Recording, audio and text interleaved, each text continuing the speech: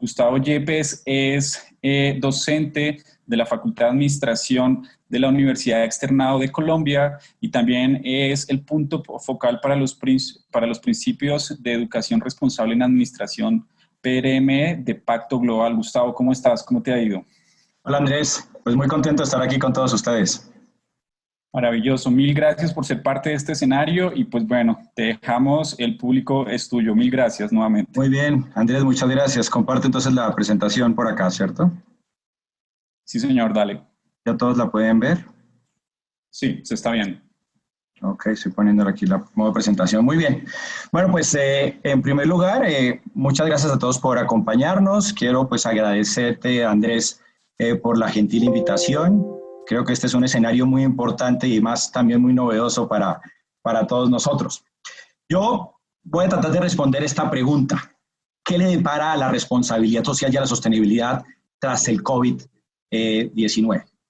Entonces, digamos que el futuro siempre ha sido incierto. Cuando yo era joven había muchas alternativas. Bueno, más joven todavía, habían algunas alternativas que se vislumbraban como posibles, incluso algunas catastróficas. Podíamos ver que habían problemas de agua, que incluso algunos veían apocalipsis nucleares, o por otro lado, digamos, desarrollos tecnológicos, vivían en megaciudades, aunque con gente un poco solitaria. Así que era un futuro un poco preocupante. Sin embargo, pero teníamos claridad. Sin embargo, ahora o hace unos días, ningún futurista, por más avesado que fuera, estaba dispuesto a decir cómo iba a ser el mundo en el 2050. Teníamos esa, digamos, esa incapacidad de poder establecer hacia dónde va el mundo, básicamente porque todas las condiciones, especialmente los cambios tecnológicos, hacían imposible que pudiéramos ver ese futuro.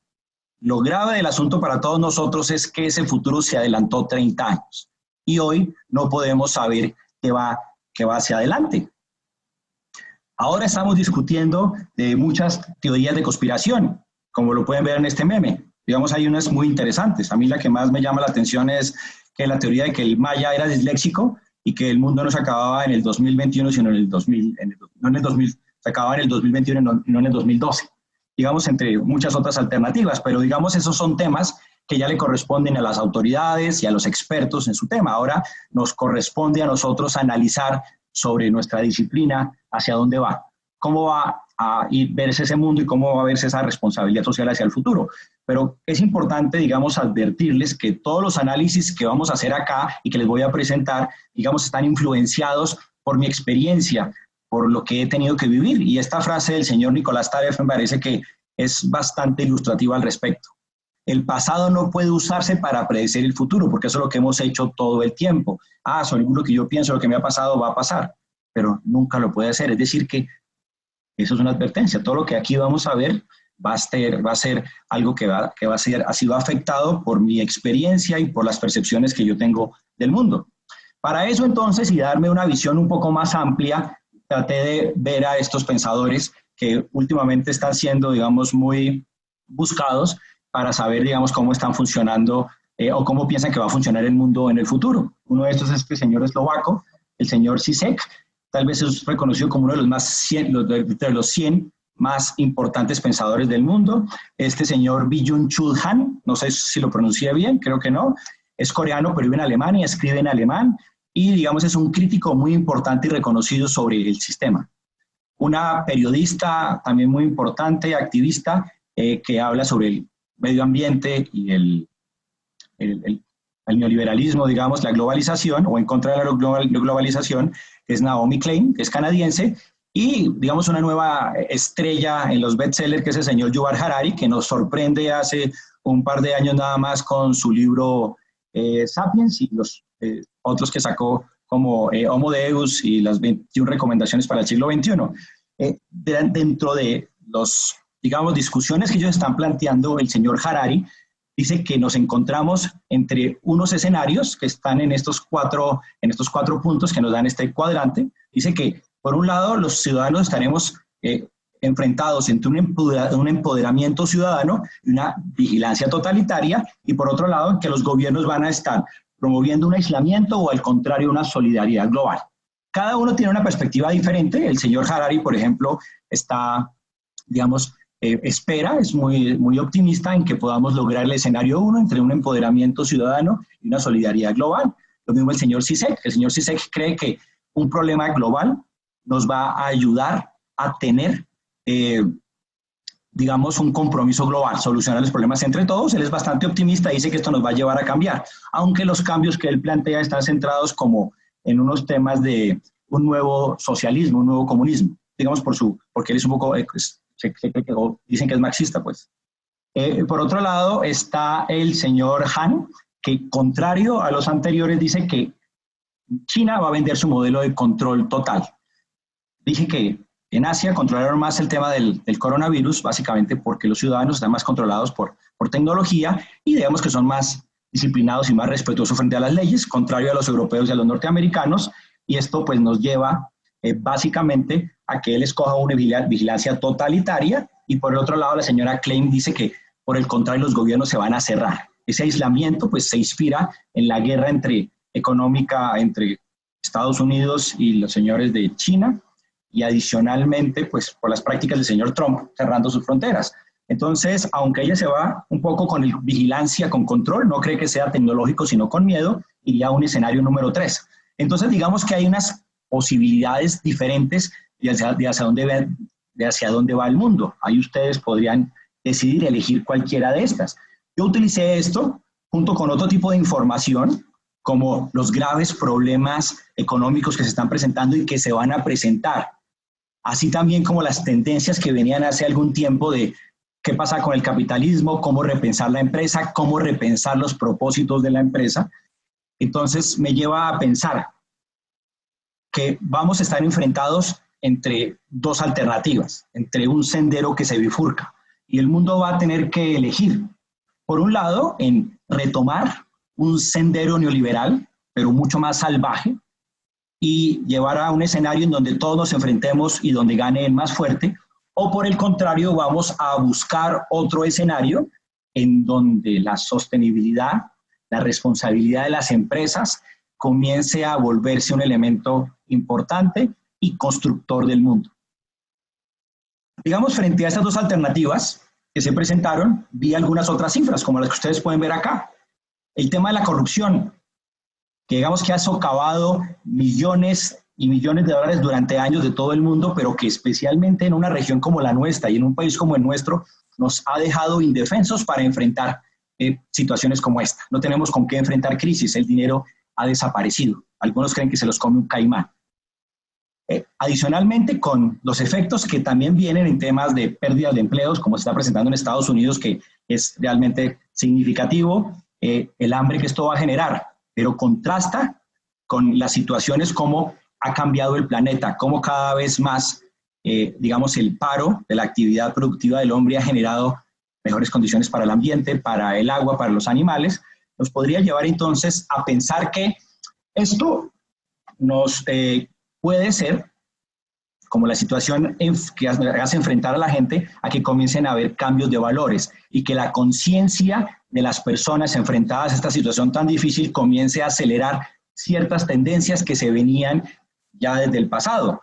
Una de las más importantes tendencias tiene que ver con esta, la desapropiación, es decir, que las personas ya no planteen su vida en términos de consumir bienes y servicios. Ya cada vez más las personas están dejando de esforzarse para adquirir bienes y servicios. Este es un ejemplo claro de eso. Ya la gente no compra carros, sino alquila un carro rápidamente cuando lo necesite, incluso la ropa. Ya hay fiestas de reuniones aquí, incluso en Bogotá, donde la gente se intercambia ropa, como pasó en Japón hace algunos años y en Europa, y ya hace parte, digamos, de nuestra práctica. También la dematerialización, es decir, que la vida, la felicidad de las personas no dependa de los bienes materiales con los que tengan, sino más bien de cosas sencillas, de las relaciones con sus familias, con sus amigos. Por eso ya hay unas prácticas, digamos ya incluso en nuestro país, de comunidades en transición, donde la gente se va al campo a vivir con amigos, con familiares, a vivir una vida más tranquila, y aquí ya ustedes pueden encontrar incluso a las afueras de Bogotá ese tipo de prácticas. Y con esa situación del coronavirus, cada vez más gente va a ir hacia los pueblos, a vivir vidas mucho más tranquilas, más baratos, donde, digamos, la tecnología le puede ayudar para ir a sus clases y otro tipo de actividades productivas que requiera. y otra que tiene que ver con la demonetización, es decir, ya no planear su vida en cuanto a la capacidad adquisitiva que tenga, los ingresos que tenga cada mes, y luego si le alcanza ir a hacer un viaje y poder disfrutar su vida. Aquí al contrario, cada vez más los jóvenes están buscando que, digamos, primero pensar en las experiencias que tiene, ahorran un poco, se van a viajar y luego ya van a buscar cómo trabajan para ahorrar y poder volver a irse de viaje, y eso un poco preocupa a ciertos sectores de la economía, pues porque ya, digamos, el comportamiento de los jóvenes no es el mismo, no tienen plata para hipotecas, no pueden, digamos, dejar ahí una garantía para que le presten dinero. Esos son cambios, digamos, importantes.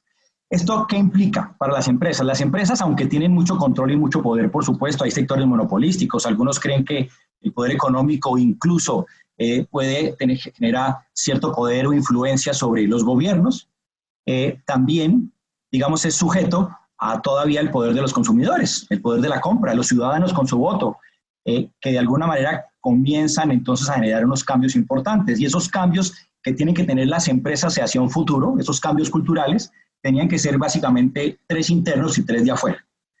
Internos básicamente tienen que ver porque las compañías no pueden seguir pensando en ser islas, unas organizaciones que solo piensan para ellas y que no tienen en cuenta a la naturaleza, no tienen en cuenta a los demás.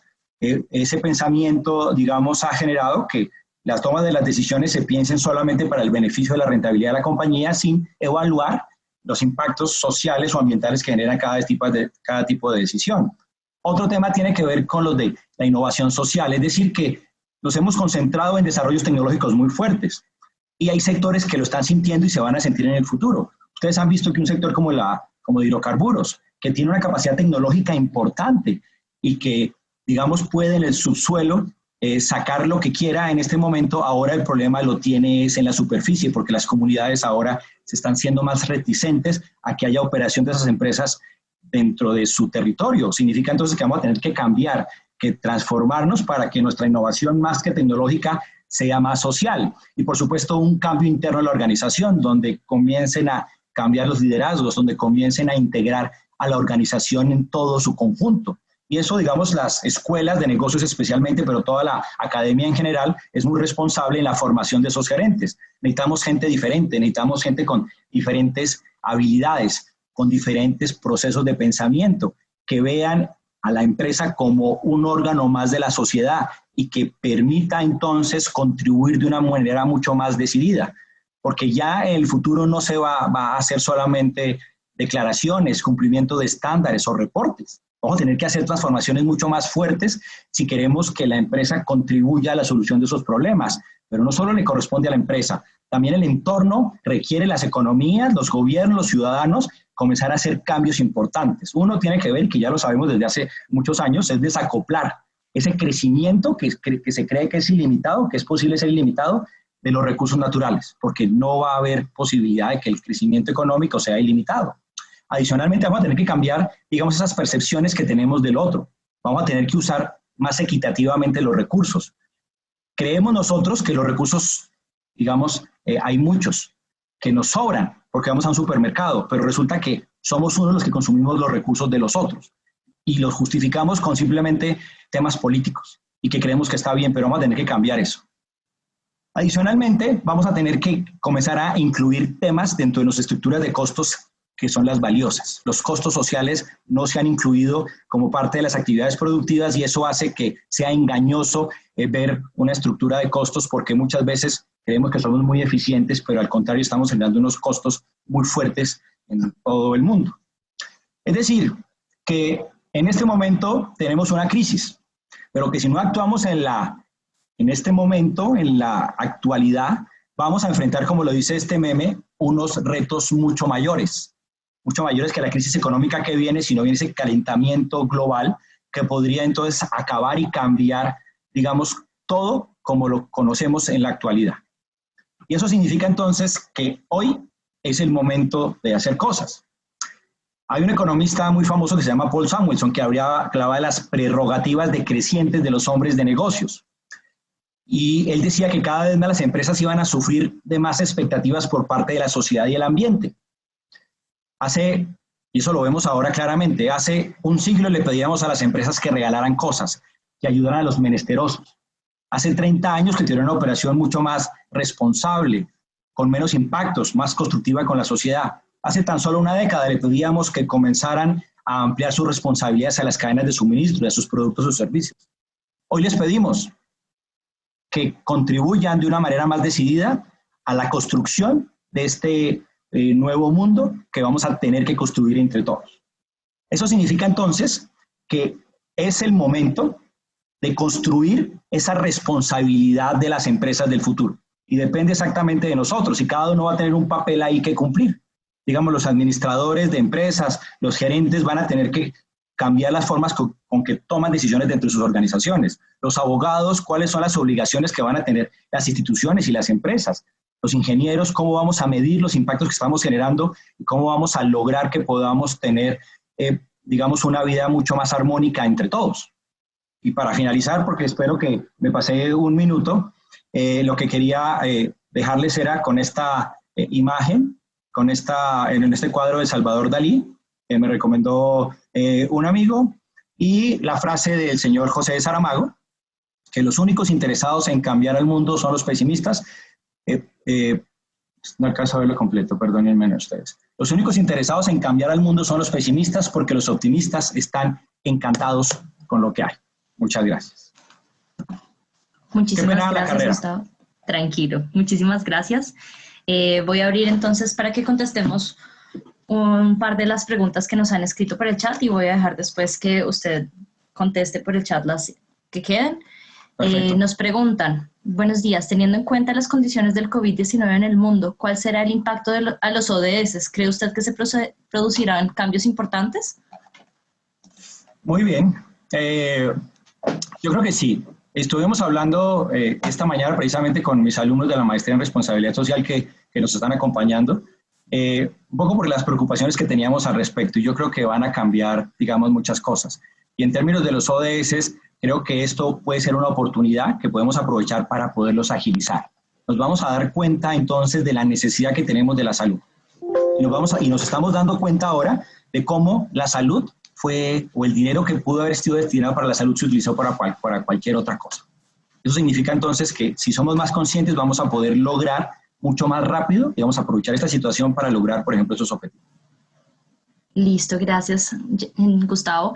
Espero, Jessica Beltrán, que se haya contestado tu pregunta. Ahora, Fabio Sánchez nos pregunta, buen día, en su criterio, ¿cómo cree que deben intervenir el Estado en las multinacionales para que implemente sistemas biosostenibles en sus operaciones? Muchas gracias. Bueno, muy bien, gracias por la pregunta. Digamos que yo no creo mucho en las intervenciones, digamos que las leyes son débiles y en países como el nuestro mucho más.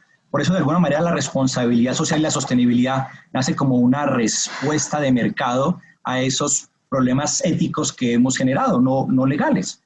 Entonces, yo creo que más va a ser el mercado, los ciudadanos los que van a comenzar a generar esas transformaciones, porque los ciudadanos van a pedirle a sus gobernantes, los ciudadanos van a pedirle a las empresas con su compra, y eso va a generar una transformación de las empresas, y solo van a sobrevivir las que puedan leer rápidamente esas expectativas por parte de la sociedad, y van a poder tener unas mejores condiciones, digamos, porque van a ser mucho más aceptadas por todos.